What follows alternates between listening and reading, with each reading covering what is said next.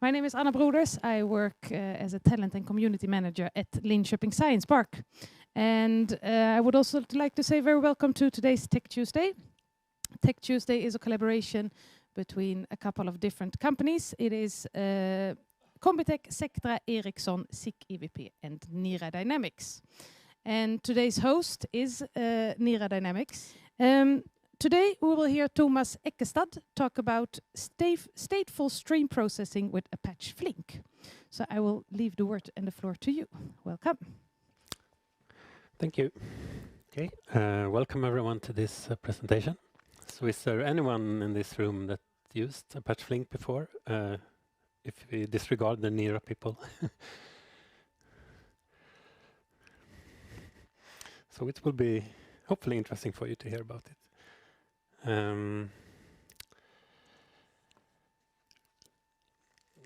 Yes, so about me, I work as a systems architect at Nira Dynamics, and and I have a background as a software developer, so I've been doing that for almost 17 years, roughly. I've been mostly concerned with backend development in different programming languages, and I feel passionate about solving problems in, let's say, an elegant way, using the appropriate tooling to really try to find the simple solutions to the problems.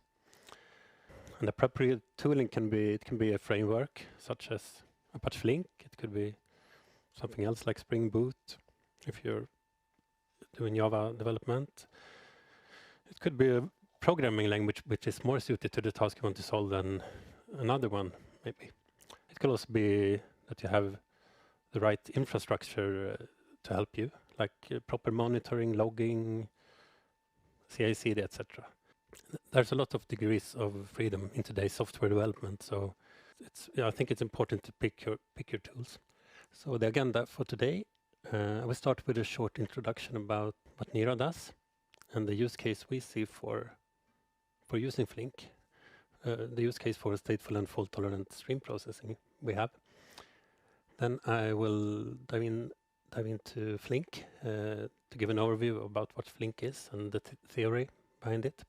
And then I will finish with a demonstration. So Nira is a company that's been around for, I guess, roughly 20 years. I'm not really something like that. And it started with embedded software running in the car, so it just within the car. And we don't build any hardware at Nira. It's purely 100% software. So the first product was a tire pressure indicator, if I'm not wrong. And with that, we detect pressure loss or variations between the car's tires. And I guess some of you had the indication that you need to go and inflate your vehicles. So this is a software-based solution. There's also a mechanical hardware-based solution for this. But to do this, we collect sensor data from the car, which is standard sensor data. And we have software calculating this stuff. So from this tire pressure indicator, more things have evolved, like friction estimation. So we have software to estimate the friction potential between the car and the road surface, which is something we can use to, for example, detect slippery roads, which can have a number of different use cases. Also obstacle aggregation like potholes or speed bumps. And we also measure the roughness of the road, how to say, uneven the surface is, and also how the surface changes over longer periods of time. And these, let's say, the obstacle and road and friction, those are not mainly of use within the car, but instead, all modern cars now, they send the data to some cloud backend somewhere. And from there we get the data as well to our cloud backend. And we call this road surface monitoring. The data we get from the cars is composed of like small batches of data, basically GPS traces of routes the car has driven together with output from our software. And we want to support, or already do, we support millions of vehicles. And currently we're in Europe, the US and Canada. But we want to grow more. And we need a solution that can scale horizontally. We host our services in AWS. So we have a combination of we use a combination of managed services on AWS and services we host in Kubernetes, also running in AWS. Maybe the most important point is that we want to be able to scale on demand. That's a design requirement for our system. So what do we want to do then? We get this data from all the cars and we map it to road segments on the map. And we want to track the state for individual road segments. Let's say a segment could be 25-meter section on the road. And we do this for, let's say, the whole world. That's the end goal. We need to respond fast to new information. Let's say if a car detects serious slipperiness, it's nice if we can get it, if we can understand that soon and send alerts to the vehicle fleet so they can be warned, like a hazard warning. The same with potholes. We need something that is cost efficient. You can build systems, which I was kind of into a bit earlier. You can build them cost efficient or you don't. You can always scale up. I mean, in the cloud, the resources are never ending. But it becomes evident pretty soon when working in the cloud that you need to, even if all the resources are there, you should not use them, because then you won't be able to pay for your bill. We don't want to lose the state for these roads that we keep. So even if machine failure, hardware failure, network failure, any failures, if we do an upgrade of the services, we still want to keep the state and preserve the service level we have agreed on. I could also say that depending on the use case, you don't always have to respond fast to new information. For some, like the roughness scenario where you see how a road deteriorates over time, you don't need like near real-time action on that. It's okay if you just get it maybe with a resolution of a day or a week or something like that. Apache Flink, then, it was first release of Apache Flink was 2011, so it's actually been around quite for some time now. Apache Flink is an evolution of MapReduce. You can say that MapReduce is a subset of the functionality offered by Apache Flink. I don't know have you heard about MapReduce? It's a programming model for processing big data sets using parallel and distributed algorithm. The picture on the right here illustrates a MapReduce job. So it can be very simple. For example, let's say these blocks are information about the person. So in the map phase, you could map some property on that person, like the first name maybe. So let's say all persons here with the same name ends up in the same queue. And then there's a shuffle phase. So all these things are happening on different machines, and they are only connected through the network. And then you make sure that, let's say, here we get just an array of names like Ben, Bob, Alice, Rob, something like that. In the shuffle, let's say we want to key on the name. Then we collect all names which are the same in one queue, but they will end up on a different machine. So that's a shuffle phase. And then the reduce phase, you can perform an operation on the names. So in this case, these queues will just be an array with one entry. Let's say there are 10 Robs, and there will be an array of 10 Robs here. So you can, for example, reduce it. A reduce operation could be to take the length of it. It's a very simple example, but it doesn't have to be more complex than that. So it's a way to solve a problem in a parallel way, because there are no dependencies between the map data. So back to Flink.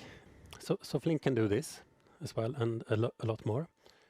MapReduce was originally introduced by Google in 2004, so a lot has happened since then. I guess some of you heard about Apache Spark, for example, which is also an Apache Hadoop, of course. Those are also very big players. But Flink is the newest of them, and Beam is actually just an extension of Flink. And there are some even newer stuff which is not in this slide. So there's a lot of different tools to choose from in this area. So Apache Flink is a true streaming engine compared with, for example, Apache Spark, which in reality works on batches. Flink processes one message or event at a time. There are APIs for working with Flink in Java, Scala, and Python. And there's also a SQL API. So I think the main competitor to Flink in the open source world, at least, is Apache Spark. Let's jump into something a bit different. So with event sourcing, so why am I mentioning this? Because I think it helps to understand the origins of where Apache Flink comes from and other stream processing engines as well. And it also ties closely to the role of the event log, which is kind of mandatory when using Apache Flink. You need some kind of event log. So it's very much inspired by event sourcing. So what is event sourcing? I think it's very common that you build your system based on CRUD, create, replace, update, delete operations. And when you do that, the system doesn't know how it ended up in the state it is, only which state it is in. And the idea with event sourcing is that you, instead of applying the CRUD operations directly, all source data is in which drives these operations are inserted into event queue, which is immutable. So you can only insert it to it. And then everything else is, these CRUD operations is driven by this event log. So it's not really that, the difference isn't super big really. You just introduce an extra level of abstraction. So you get an event, you store it in an event store. In the relational database, that would be a table. And then you define preactions, which is data working on events from the event stream, producing preactions, which can be tables in the database or something else, something which can be built from the event log, from the state. And this approach has a number of benefits. For example, let's say you want to somehow, for some reason, you need to rebuild this, or you need to maybe reinterpret the events in some slightly different way. So instead of trying, like within this system, to update it in place, you can update the preactors, and then you can hopefully just clear this database, and then you can replay the event from the start. So you can rebuild the history. Another nice aspect of this is that you have the event log. So you have a log about everything that's ever happened to the system, when it happened, and so it's maybe a bit easier to reason about in some cases. Of course, it might not be possible to really replay all of the event log. It might incur a lot of cost for computation resources to do that, but you don't have to do it all or nothing. It could be a combination of both. I included a slide about Apache Kafka. We use Kafka as an event source for when we use Flink, and they typically go really good hand in hand. So Apache Kafka is message queue, a distributed message queue with fault tolerance and which scales horizontally.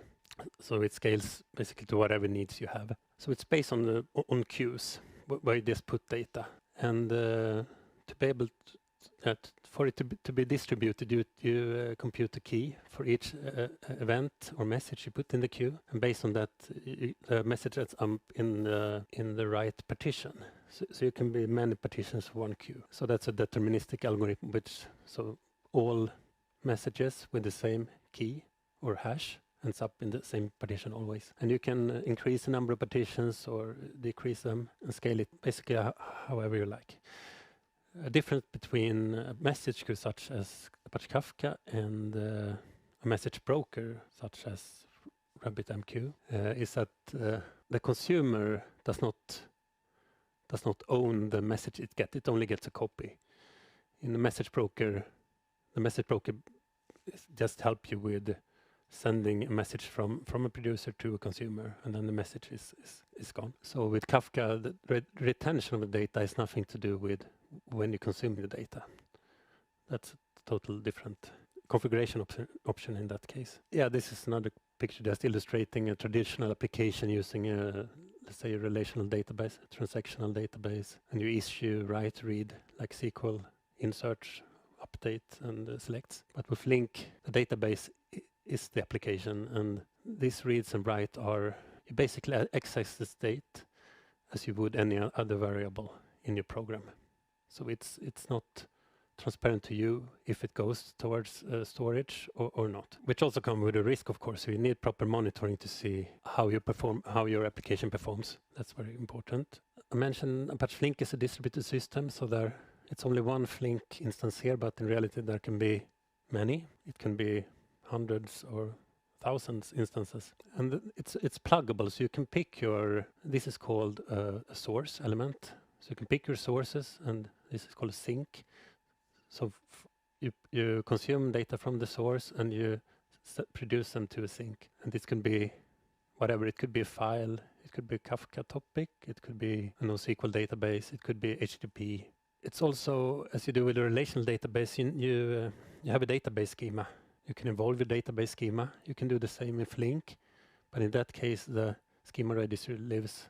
It's also a second service which you can use, and in that case, you can evolve the schema as you could in a relational database. You also use local storage, which is close attached to the node where each Flink instance is running, basically, which should typically be fast. That's kind of to compare with the write-ahead log if in a relational database. And there are periodic checkpointing, also a concept that comes from relational databases, where you take your local storage and move it somewhere to cold storage, which you can do in time recovery from if you need to. So let's say there are 10 Flink instances, and there would be 10 versions of the local storage, but this one will be the union of all these 10, the data from all these 10 instances. Yeah, the state backend in Flink, it's pluggable, so you can replace it.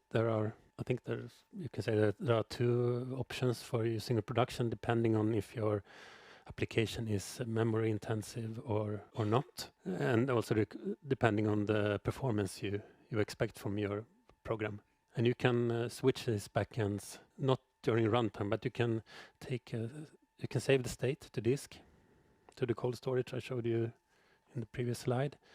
And you can switch state backend, and you can restore from that. You can get in-memory computing, and Flink tries to unify batch and streaming, which is kind of one of the things where Flink stands aside from the other competitors. And also an interesting thing, I think, is that it encourages building scalable single-threaded applications. At least I like the notion of event-driven applications where if it's possible to use something else than a model where you use threads and explicit thread synchronization, I think that's very nice.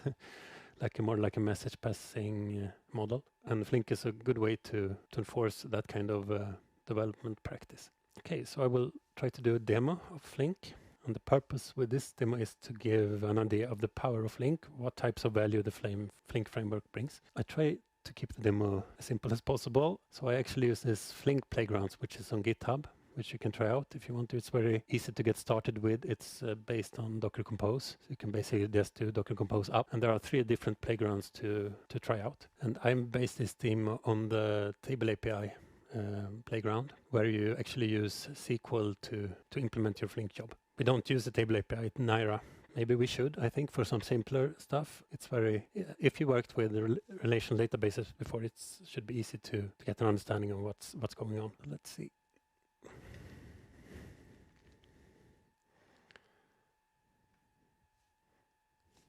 That's my pointer. Okay. So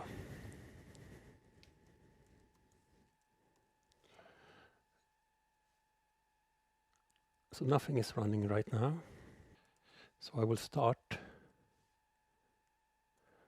And I'm standing in the table walkthrough. So I've based this on this demo on the playground, but I've done some changes to it. So what I did now was that I spawned up a Kafka cluster, which consists of a job manager and a task manager. The job manager is the orchestrating part, so it kind of dictates what the task manager should do.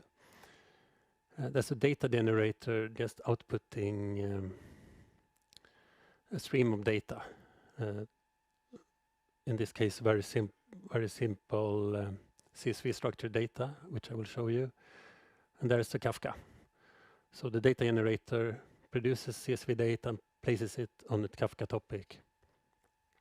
And the idea is that we should create a Flink job which consumes this data and does something with it. Let's see. Copy and paste.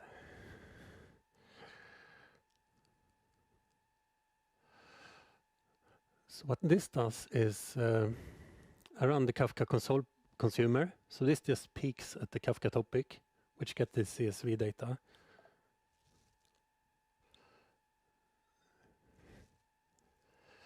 So you see, the first column is a transaction or account ID. It's a number between 1 and 5. Then there's a number, just a sum, and then there's a timestamp. And the generator just keeps inserting this, and it's just the date just increases forever. So now that we know that the messages are on the Kafka topic, so we should start up. Yeah, and there should also be possible to see Flink. Flink comes with the UI. So this is the one started by Docker Compose. We have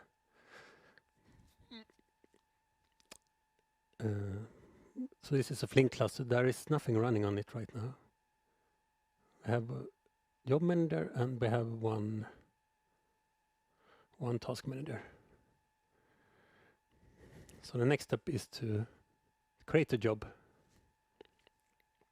and post it to the Flink cluster. So to do this,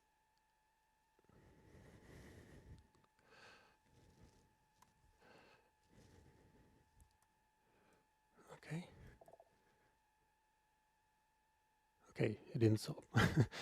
Sorry, but I just there's a SQL client's binary on the included in the Flink distribution.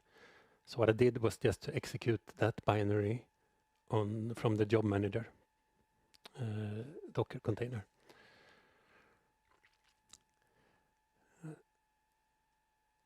So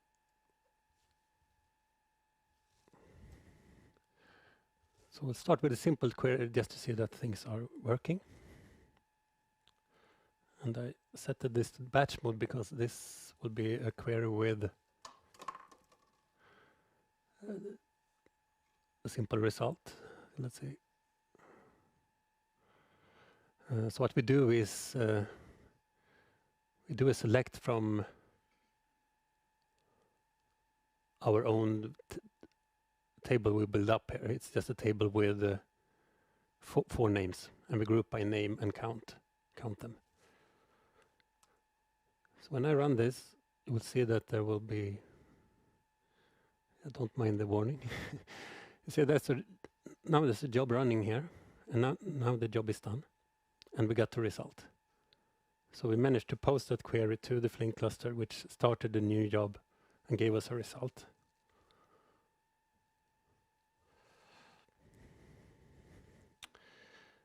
So let's do something more interesting. Switch to streaming. Streaming means that the query will never end. It will just run indefinitely until you interrupt it. So the first thing we will do is create a table which we map towards a Kafka topic.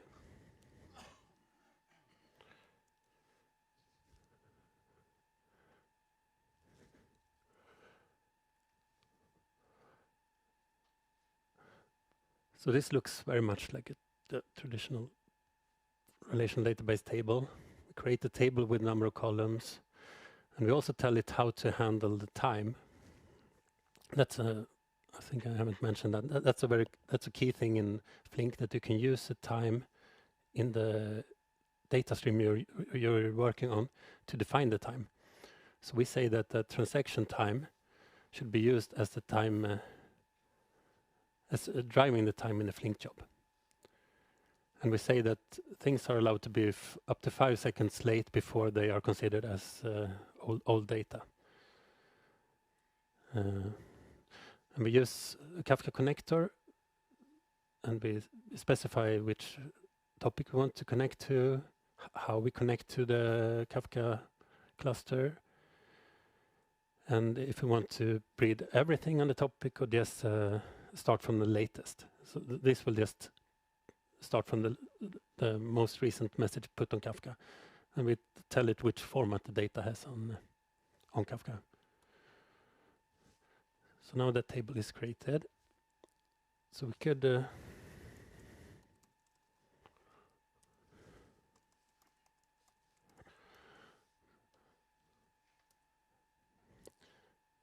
so this will start up a job, as you see here.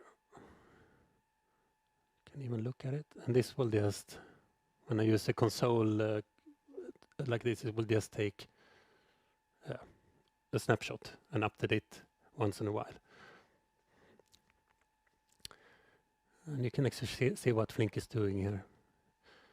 As you can do, like explain on a relational database, you have the same thing in Flink. It has a query planner.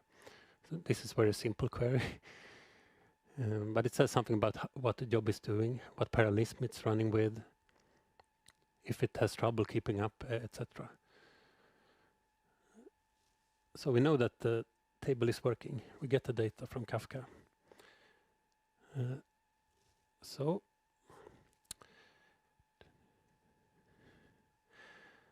we want to do something a bit more advanced. Let's see. So what we do here is that we group by transaction time, truncated to hours, and we sum on the amount, and we group by the account ID. So this is,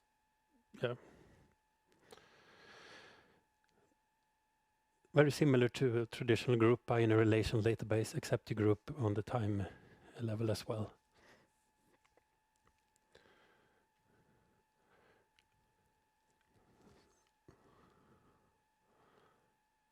So it should show up here. I hope. Yeah. Now you can see that it's only even hours. Sorry, it's too narrow.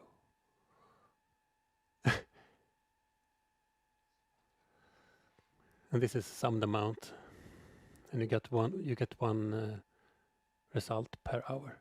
So this is a streaming job running forever. So let's move on to the next step. In the examples I showed up till now, we've just been dumping the data to the console, but you could also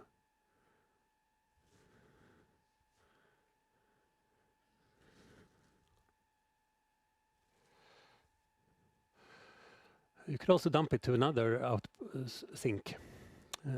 So I create a table which I call aggregated transactions with the data we just saw, the summed amount, the count ID, and the transaction hour. And we connect that to an output Kafka topic, which we call aggregated transactions. And we tell the output to use JSON for the format instead of CSV.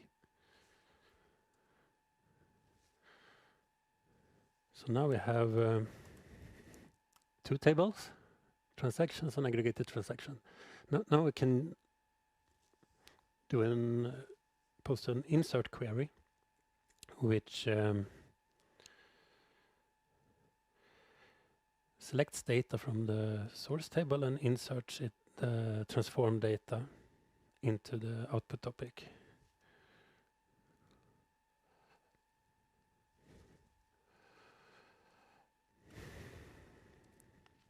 So it's the same query, but instead of select, we also do insert into aggregated transactions.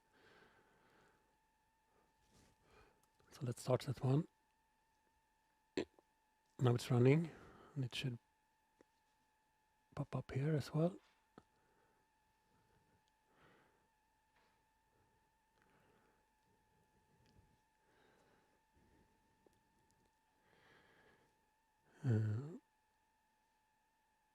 So the job is running, and the hash is that's a group by operator in action. So if there were many, or the shuffle I showed you previously in the map reduce. So if there were to be many, like a parallel is larger than one, the data would be shuffled to, for example, based on account ID and the hour. So all combinations of all of the same combinations would go to the same instance in that case. But in this simple demo, there is just one instance.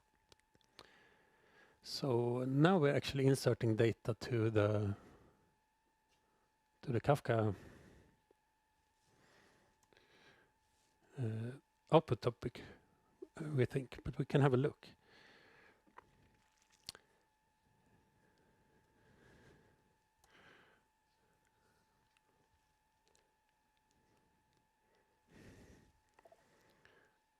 Okay. Let's see. Okay.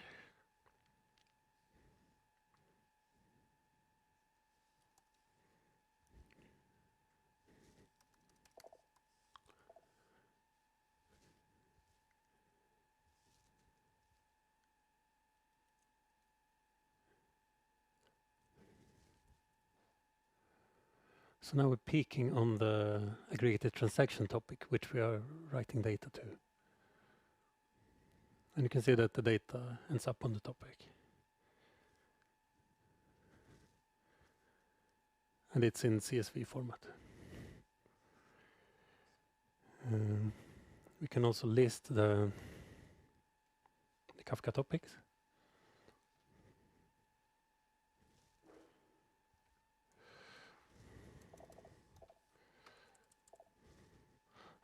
Yeah, maybe we don't have to do that. So let's switch back to the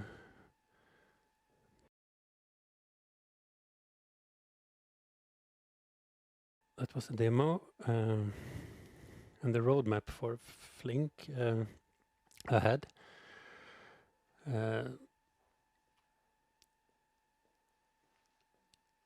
Machine learning is a very, I think, uprising use case with Apache Flink. You can use it a lot. Also, the Python support is getting better, and also in some case parts the SQL part which I demonstrated now. This is actually in beta. But Apache Flink is one of the biggest projects of the Apache Foundation, so things are happening. A lot of things are happening all the time with the Flink. Yeah, that's it. Any questions?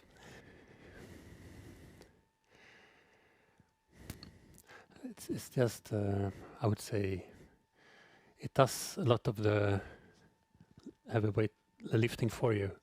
For example, the event time is a great thing that you can base the time of the job.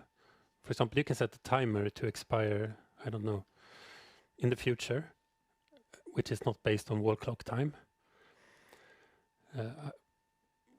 I was part of developing a system similar to the traditional CRUD system a number of years ago, and we did a number of mistakes, but mixing or not only using event-based time, that is time from the data source, was a big mistake. We used also wall clock time, but with Flink you have the abstraction to use event time for everything, which is great for timers and such things.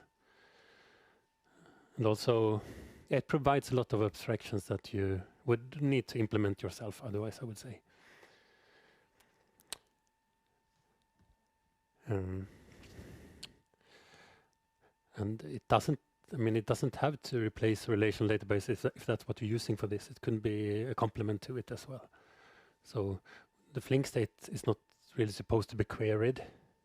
It's just an internal working state. So if you want something queryable, you should generate that data to another source for that data outside of Flink. And also it does some really to say, hard stuff. Flink can guarantee exactly once consistency if you want to. With Kafka, you can get a guarantee that each event is processed exactly once, which is really a hard guarantee to give. But Flink can do that. But you can also tell Flink it's configurable. You can also say, okay, it's okay if I process each message at most once. And Flink will support that use case as well. So it's very adaptable to the use case you have. But it's not solving all of the problems in the world, but the problems it tries to solve it solves good. Thank you. Do we have any questions in the chat? No. Any other questions in the room? Yes. What about the economic side? Once you started using Flink, has it proved to be lesser bills that you mentioned earlier? When it comes to Nira, actually, they've been using Flink from the start. But a key point with Flink is that you can do incremental instead, as you would with a typical batch job. You kind of reprocess the same data. You could have overlapping data as a source for a batch job. But with Flink, you keep the data in memory, so you can just do incremental updates. And it's usually much cheaper to do that. Both performance, you don't need the same resources, the computer resources. So, the key with saying that it's cost efficient is that you can do things without, you only do what you need to do. You don't take omvägar to do it. But I think if you pick the right tool for the problem you want to solve, it will be cost efficient. You should not pick a tool just because you have used it before for something. Great, Yeah. thank you. I think we will wrap up now. But if you have any more questions in the room, I hope Thomas will be able to stay for a few more minutes to take them directly with him. First of all, a big applause for Thomas for this presentation. Thank you and thank you all for coming. I would like to welcome you as well for the next Tech Tuesday, which will be the 25th of April, and then it will be hosted by Combitech, talking about smart factory and digital transformation that's always centered on people and security. So I hope we will see you then again. Thank you for today and have a nice afternoon.